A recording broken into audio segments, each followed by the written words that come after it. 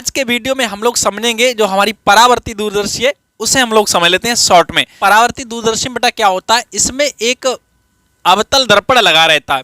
तो इस तरह से हम लोग यहाँ पे इसे बना लेते हैं अवतल दर्पण को। ठीक है, ये हमारा अवतल दर्पण हो गया है। अब अच्छा, इसकी ये मुख्य अक्ष है, हमने यहाँ पे मुख्य अक्ष बना दी। ये बेटा इसका ध्रुव हमने ले लिया। ठीक है, और एक बात समझिए बेटा, इसकी मुख्य अक्ष पर एक क्या लगा रहता है, इसकी मुख्य अक्ष पर एक समतल दर्पण लगा रहता है।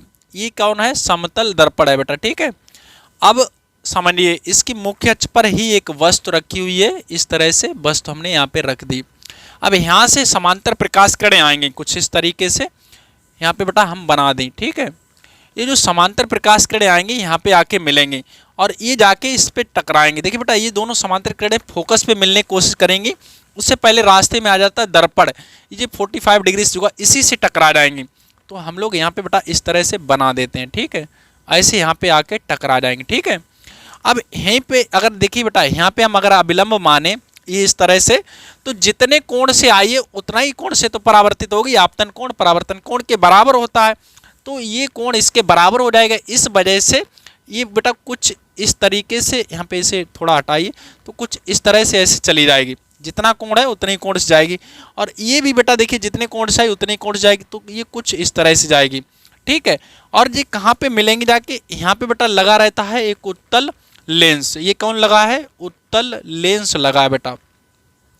यहाँ पे एक पार्श्व नली लगी रहती है।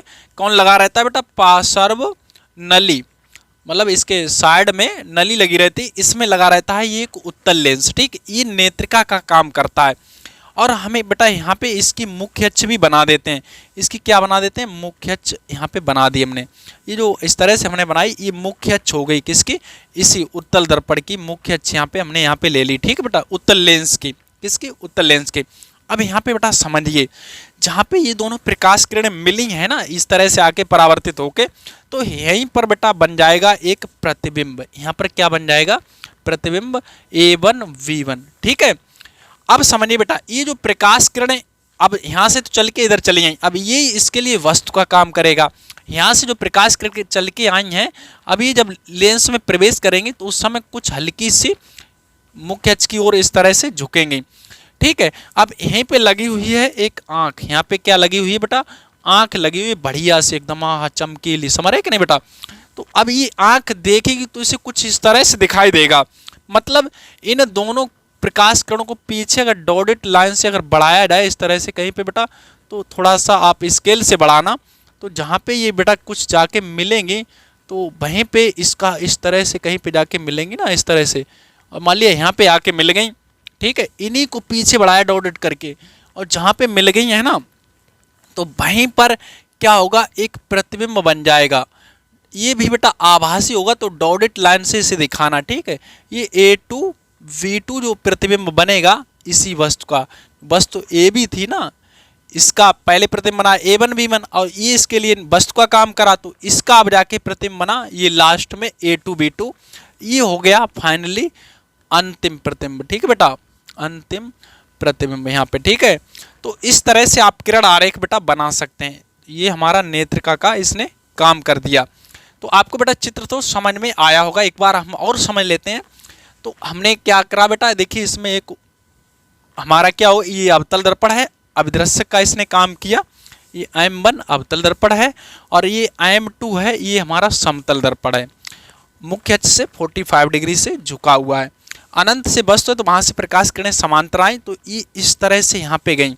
और यहाँ बेटा हमने आपको बताया जितने कोण से आएगी उतने ही कोण से यहाँ पे जाएगी, और जैसे ही जितने कोण से आएगी उतने कोण से जाएगी। जहाँ पे मिली वहाँ पर A1 V1 क्या बन गया, इसका प्रतिबिंब। अब बेटा यहाँ से जो प्रकाश किरणें इस तरह से आई, अब ये इसमें प्रवेश करेंगे तो कुछ झुकेंगी मुख्य अक्ष को ऐसे। तो अब ये क्या है, इन्हीं को हमने पीछे बढ़ा दिया। ठीक है, तो आप बहुत आराम से बेटा बना सकते हैं अब। ठीक है, तो ये तो हो गया है इसका किरण आरेख। ये क्या हो गया बेटा, किरण आरेख। आप बना देना बढ़िया से, एकदम स्केल की सहायता से बनाना, थोड़ा अच्छा बनेगा। ठीक है बेटा, अब किरण आरेख तो हो गया। अब इसकी देखिए बेटा रचना आती है, मतलब संरचना के बारे में आता है। किरण आरेख पहले आप बना देना, फिर संरचना के बारे में बनाना है। संरचना इसका बेटा क्या होता है, तो संरचना में बेटा इसका क्या लिखना, आपको यही लिख देना आपको। ठीक है, कि इसमें एक पार्श्व नली लगी रहती है, जिसमें एक उत्तल लेंस ई लगा रहता है जो नेत्रिका का काम करता है। किसका काम करता है बेटा? नेत्रिका का। ठीक है, क्या लिखना है? इसमें एक पार्श्व नली लगी रहती है जो क्या करता है बेटा? इसमें एक उत्तल लेंस लगा रहता है जो नेत्रिका का काम करता है, और इसमें एक बड़े द्वारक का कौन लगा रहता है? अवतल दर्पण लगा रहता है जो अभिदृश्यक का काम करता है। ठीक है बेटा। अच्छा, इसमें एक समतल दर्पण भी लगा रहता है जो मुख्य अक्ष से 45 डिग्री से झुका रहता है। इतना इसमें रचना में आप लिख देना, बहुत हो जाएगा।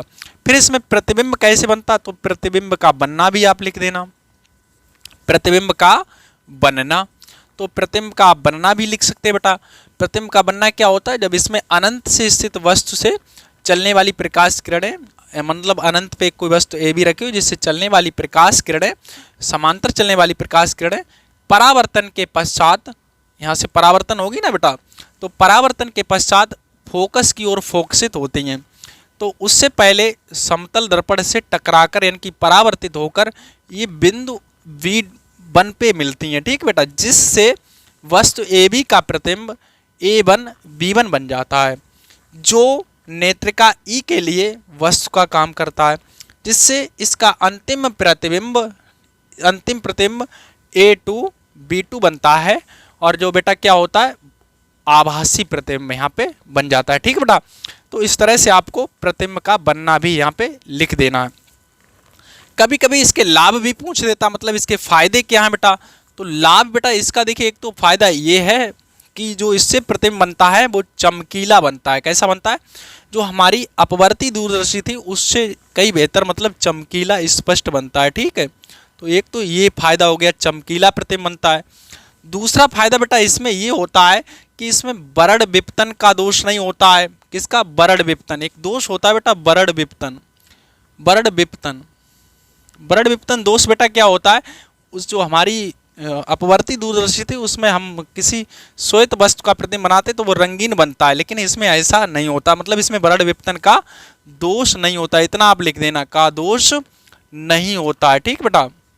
अच्छा, एक और आता है इसमें बेटा, तीसरा जो होता है हमारा, इनकी एक कह सकते हैं, ये जो हमारा है आप देख रहे हैं, ये जो हमारा कौन है? अवतल दर्पण है।